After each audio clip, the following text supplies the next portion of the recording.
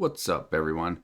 Beast Mode back here with another video. So I'm going to do something a little different today. Like I said, I have a GOAT tournament to play in the next hour or so. So just kind of wanted to put together a video so I can stay consistent with my schedule. Someone actually commented about seeing a Gadget deck. I do not play Gadgets. I don't think the deck is really good at all. It's can be played definitely, and if you had the right bracket and maybe some luck, could probably top an event. So this build here is actually kind of from like OCG, an OCG build. Obviously, some cards have been changed around to match our ban list. So here, obviously, low monster count, 13. So the idea is obviously to stick a gadget and then, excuse me, play a million traps and stop everything. I actually have a few replays that we can get into. The reality is this deck is not, you're not going to really outplay anybody with a deck. You just slam a card, draw a card, slam a gadget. That's just really what it is. It's very linear, pretty boring to play. It's not something I typically do, but I actually played this deck last week. I was just kind of messing around after work one day and just playing random people on Dueling Book and figured I'd try this out. So since somebody made a comment about it, I said, why not? Let's just make a video. So this is the deck. Obviously, Royal Oppression is pretty good. It's not as good now that everyone seems to be playing Blackwing and Value, but for whatever reason, people continue to main deck this card. So I literally do not side deck at all in any of my matches that I'm going to show you. I don't care enough to do it because I'm playing Gadgets. Like, there's not much to side deck to begin with. You're already kind of playing anti-meta, so... but these could come out. I actually have some Blackwing review matches, and I don't even take these out. I just don't really care. But this would be the deck here. If I was to play Gadgets, I probably would play this deck. I know Machina Gadgets are pretty good too. I don't play enough Gadgets to tell you which build is better, but this is what I'd probably play. So let's get into some of the replays, and if you have any questions, just comment below. And like I said, I try to, I ask for the comments because I do make videos based on what people are asking. And again, I only post 2 videos a week, so I'm limited to what I can do. But let me know what you guys want to see. Next week, stream, more than likely Friday night, probably 7:30, 8 o'clock Eastern time. Like to really discuss, that's the night before the Deck Devastators tournament, so we'd like to discuss some of the metagame, play some matches. I know people want to see the zombie deck, but I got to kind of keep it on the DL for right now because, I don't know if I'm 100% playing it or not at Deck Devastators, but not that there's going to be, amazing changes to the deck because it's kind of what it is, but I'd rather not leak to everybody exactly what I'm playing if I decide to play it or not. So I'm not sure how positioned zombies are right now because of just the sheer amount of blackwings and bayous and just the back row hate. There's D prisons everywhere. People are playing Rykos and hamsters now in zombies. So it's definitely difficult to see where zombies are sitting in the metagame. Obviously, they're still a good deck. It's just, seems to be a little bit more difficult. So let's get into some of these reviews real quick. I think I might have actually played this game today. So let's see here. Unfortunately, there's not going to be some crazy plays. It's very, like I said, the deck's very linear. So obviously, like, this is a great hand, right? We play 13 monsters, and DD War Lady is essentially a smashing ground or a fissure. It's just 1-for-1 removal, and we got the one gadget we need. Trap Dust Shoot's just broken anyway, so it doesn't matter. We can show both hands here. Obviously, Trap Dust Shoot, I'm going first, is great because he's got just the one monster. So, pretty common. Just summon the gadget and set a million back row. And he still doesn't draw another monster here, so we're just going to pick away at the Shura.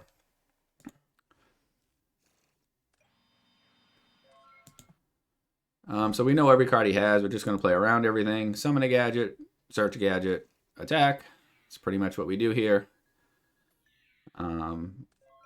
Okay, so he draws the Shura. So we're thinking about what we want to do here. So we can either trap hole, but then we have to deal with an Icarus attack, or we can just book. Still would have to deal with the Icarus attack, but I have a Dark Bribe for it. So I think we just book here, just to see what we can draw into. Yep, we book. Oh, we draw a Solemn now, so that's great. So we're just doing gadget things, summon gadgets, and we have the Icarus. So I'm not sure. I think you have to tribute and then target, or you tribute and target as cost. either way, he does it very quickly, and I'm like, okay, he's just gonna pick apart Gadget, so I let that go through. I could have Dark Bribed if he was gonna hit back rows or whatever, but I do believe that you just tribute his cost and then target. So I don't know why he was so quick to target, but that's fine. I set Solemn here. So now Solemn, I know that he has Icarus attack, Starlight Road, and a D prison. So at this point, I can just Solemn any monster he summons. Because if I have to trap hole here, if I trap hole, then they're going to obviously Icarus attack, then I have to Dark Bribe, and they draw a card, and blah, blah, blah. Solemn's just better. So we're going again. We are just continuing to do Gadget things, summon, and swing. Like I said, the deck is pretty much like very uninteractive. So then he draws a Sirocco. We just Solemn it. We don't care because we know every back row he has. This is why Trap Dust Shoot is just so good. This card here just wins games. As bad as it is after turn 1, turn 2, it's just, I just don't think you can cut it because of the fact that it literally won me this game. Not that Gadgets were like I wasn't doing a whole lot, but because I know exactly what they have, I can play around everything. So we draw another Dark Bribe. So at this point, we're kind of low. We have a trap hole, but we don't have any like D prisons or anything. But all these are free, so we don't even care if we have to torrential. So at this point, we know that he has D prison, Icarus attack, and Solemn Warning. We're just gonna Dark Bribe and win the game here. So that was easy enough. I don't side deck. I could take out the Royal Oppressions and put in some Dust Tornadoes, but I just don't care. So again, here's a pretty decent hand again. We got the 1 Gadget, and that's all you really need. That's why the deck plays just 13 monsters and plays 2 of each Gadget. And we're just going to play. Again, I'm not a Gadget expert by any stretch of the imagination. I play this game probably 10 minutes before I record this video, and I just slam them because it's really all you have to do. So in this situation here, I think the best play is just to smash, because if I summon Gadget and then smash, they can Icarus and just kill the Gadget, which still is not that great. But I'm reading Icarus attack, and he doesn't actually have one. That's crazy. So that's what we do here. And now we're going to do Gadget things. Trap hole. So from what I understand, people believe that Gadgets are actually a really good matchup against blackwing. I don't know. It's hard to say. Game 1 wasn't really a fair game because of Trap Dust Shoot here, but depends on the build, I guess. Maybe with the Machinas, because they're 1800 and they can at least kill pretty much all of the blackwing aside from the Sirocco. So we set everything here. We pass play. So that's a sure. We're just going to Trap Dust Shoot. We're hoping that he doesn't have Icarus attack. And luckily they don't, or Trap Hole rather. And somehow or another we happen to draw another Gadget, and we only play, I don't know, 13 monsters or something. So I don't even read these things. I'm just summoning. I'm sure there's a proper order to play these in 100%, and I'm sure I'm going to get yelled at in the comments by the Gadget players, but I can barely tell you which one this one summons. It says yellow, but it looks like it has a green background, so I'm confused. But so we're just going to keep windmill slamming things here. So this is actually a problem. This Sirocco is too big, and I have no way of outing it, and I only play 3 DD Warrior Lady in terms of monsters that are big enough to get over this. So, and as you saw on the deck list, is 3 Smashing Ground. I've already used 1, so I have to wait for a Battle Trap to really get over this Sirocco. That's just the problem with this deck. I draw Royal Oppression, which probably should be side decked out because this card doesn't do a whole lot against Blackwings. They can main deck it. But actually here it's going to work because he summons a Blizzard, and I just Royal Oppression the Blizzard guy. He heavy, so this to me tells Dark Arm 100%, which he has. Obviously, why you're going to heavy in that situation. Sure, it's a +1, but it just seemed so obvious after the Blizzard went to the graveyard. So I debate if I want to actually Dark Bribe and give them the draw. This card is generally not that good, but in this deck you just don't care because it's anti-meta. They can draw whatever they want to draw, but you're just shutting them down anyway. So that's fine. So we draw a Book of Moon, and I still have a red Gadget left here. So they're drawing monsters, we're drawing monsters, and we're just slamming them here. So at this point we have to pretty much stop the Shura, because even Shura 1800 is still bigger than the majority of my monsters in the deck, so rather than not let them get the plus here. We're really not getting any advantage here. I probably should have summoned the yellow gadget because I'm not paying attention here because I don't actually have a red gadget in my deck. So this is bad by me, but like I said, I'm literally just slamming cards. Again, it doesn't make a whole lot of difference because even if I summon the red gadget, which is the proper play 100%, I still can't get over the Sirocco anyway, so I have to trap hold this. I keep saying that because they're just all of their monsters are bigger than the gadgets, and here I should have summoned the red gadget to search the one yellow from the deck. Again, I said it. I have no idea how to play gadgets, and they're not overly complicated, but I guess I probably should just read them before I play. I do have a D prison here, which can out the Sirocco, but they have Icarus attack. And I don't even know why this Starlight Road's still in the deck game 2 because I don't even play heavy, but maybe they didn't side deck either. So I D-prison this here. Then they Icarus, and I'm going to have to 7 tools because I need to keep that around.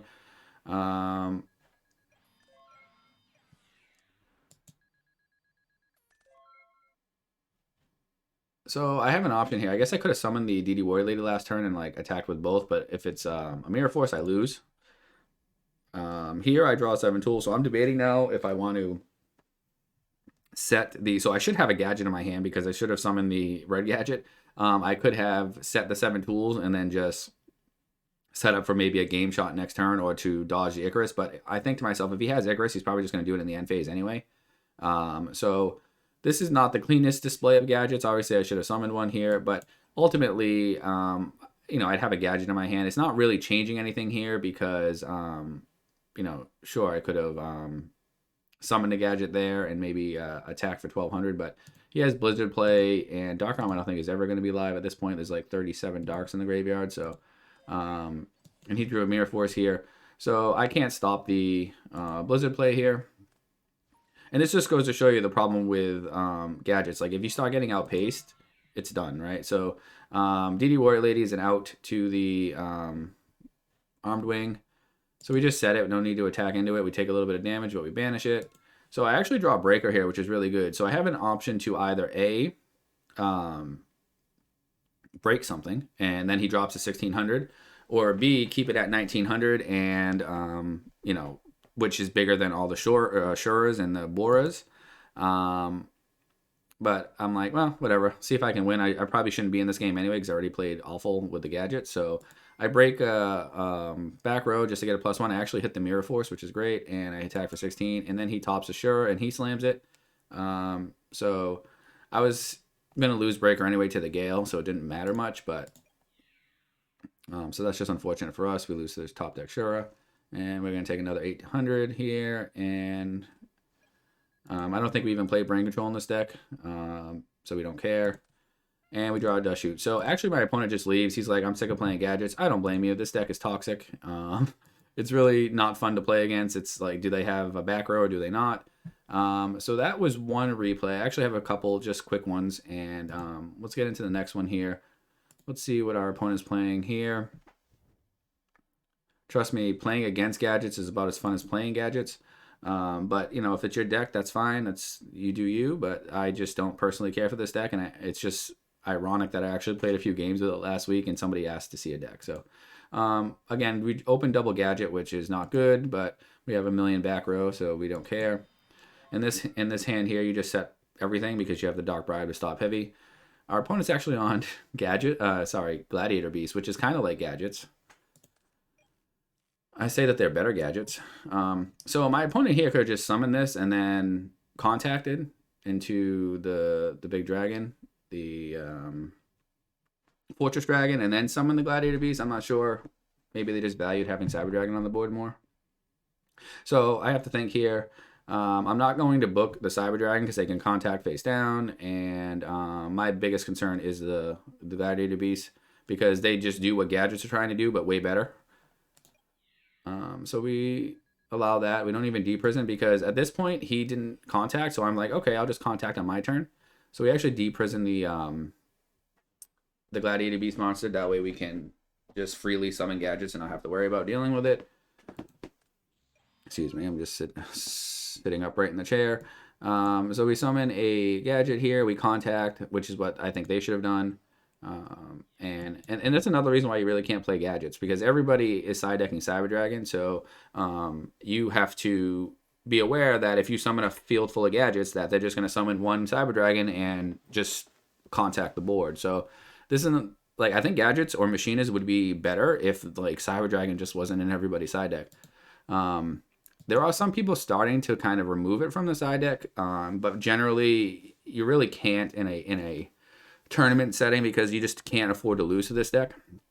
And Cyber Dragon also stops like the Gear Town deck, which I actually played against in RBET2 with the Quick Draw deck, and I actually had side decked System Downs because my deck was prehistoric and I had no idea what I was doing in the first Edison tournament I played in. So it ended up working for me. But Cyber Dragon is generally good too, because it beats over the Gladiator Beast. It can beat over the Hero Beat deck. So I just don't see it's ever going to really truly leave the side deck.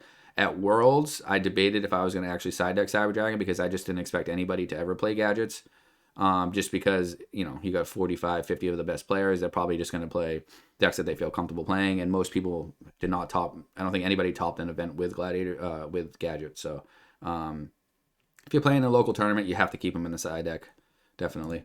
So we are, and he just windmill slams another Cyber Dragon here, which I'm like, okay, I searched a Gadget, so I'm guessing my opponent here just didn't play that well. Maybe just didn't care, slamming cards like I was. So we go in. I think this extra deck actually plays 3 Fortress Dragon, because the side deck has the Photon Cyber Dragon too. So it's like we play 6. Again, I don't even side deck with the deck. So we get a D prison here. We might as well 7 tools it, keep the dragon on the field, and because it's bigger than all the Gladiator beasts. So he forfeited there, just had a dead hand, which was fine. I, again, don't side deck. Why bother? It's a fun match, and we're playing a deck that's kind of antimatter anyway. So here is the situation. There's no need to summon an attack here, because you're going to get a +1 if either way. If this guy sticks on the board, you break a back row, and then if you attack, they have to use the other back row to stop it, so +1. Or if they don't use a back row, you just crash and you get the +1 anyway. So no sense in trying to risk attacking over this and losing it. So we actually hit the D prison, which was lucky. And then we just do the whole set a million and say go. I don't think I set everything here. I probably should have. Yeah, I should have set the Mirror Force too. That's just bad. I don't think it matters much here. So we take 1200. We can't stop that one. And then we actually just bottomless here. That was actually a decent play, because Salmonite beats over every Gadget. So I see the appeal to summoning the Salmonite there to try to get pluses off of my Gadgets. We draw the Grand Mole, and we're just going to do the, I don't know what, 12 turn clock. We draw a Dust Shoot, which is great. The card's just broken. In this situation here, we don't have to do anything. We just attack. If we draw a Gadget and have the Mole on the field, we can just win, because we just continuously attack, and then each turn resummon the Mole, and we always have that one monster. It's just can kind of like Mole lock people like that. So I Dust Shoot. We see their hand. We're going to send back the only playable monster, which is the Bestiari.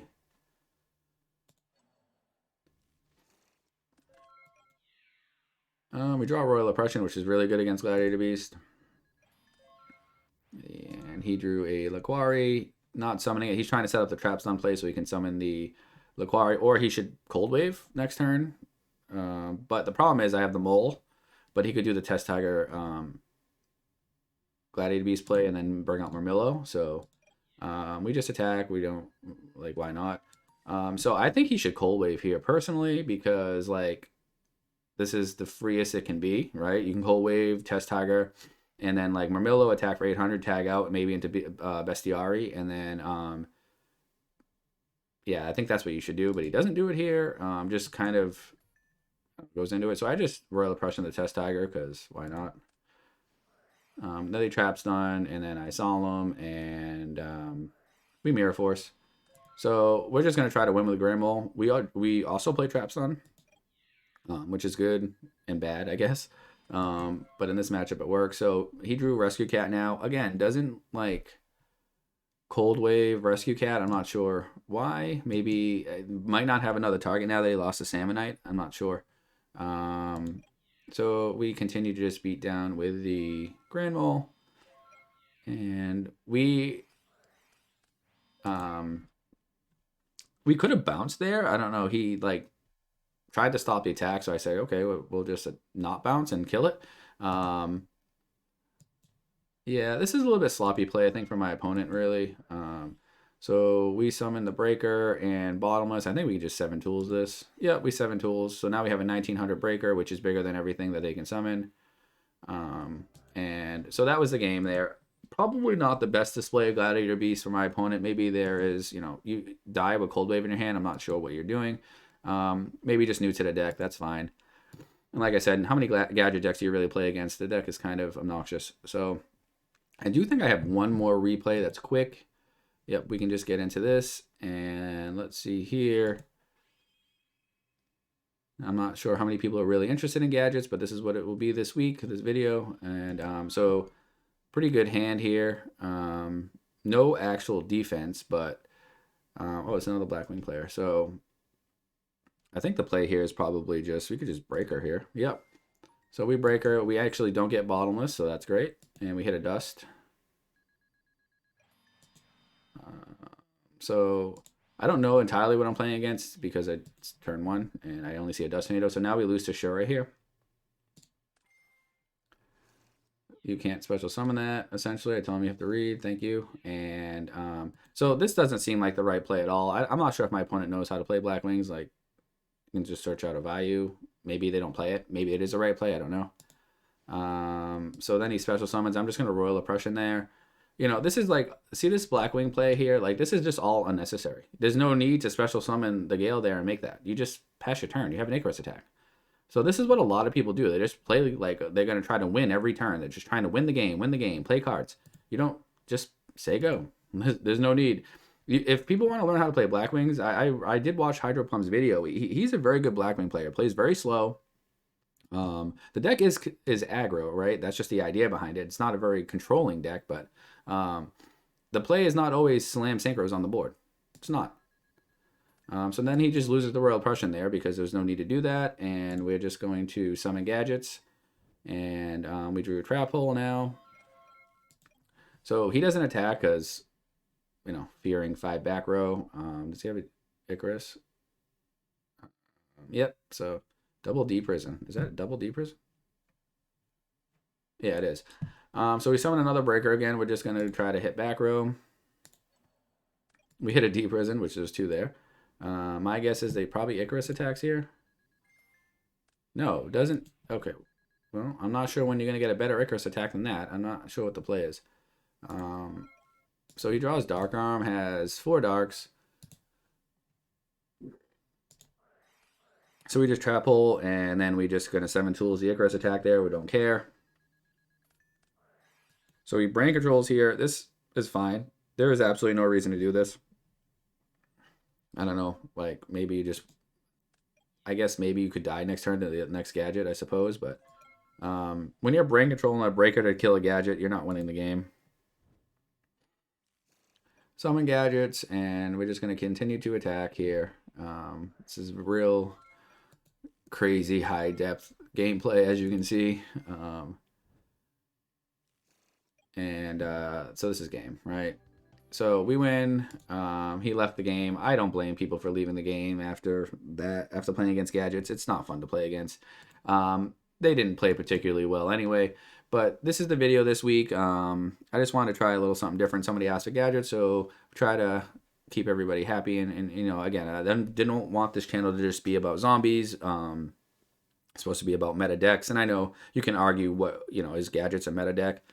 Probably tier 2 deck. Definitely could top an event if had some bracket luck, maybe with the right person playing it. Again, it's not overly complicated at all. It's one of those decks where you can play after working 10 hours in a day and just close your eyes and slam cards. So again, trying to stream next Friday if I can get it all together, which is the plan. Friday night, probably 7:30, 8 p.m. Eastern time. Guys can come check it out. We're going to do some play testing for the Deck Devastator tournament, which will be the following day. Maybe talk a little bit of metagame and play with everybody. So I'll see y'all on the next one.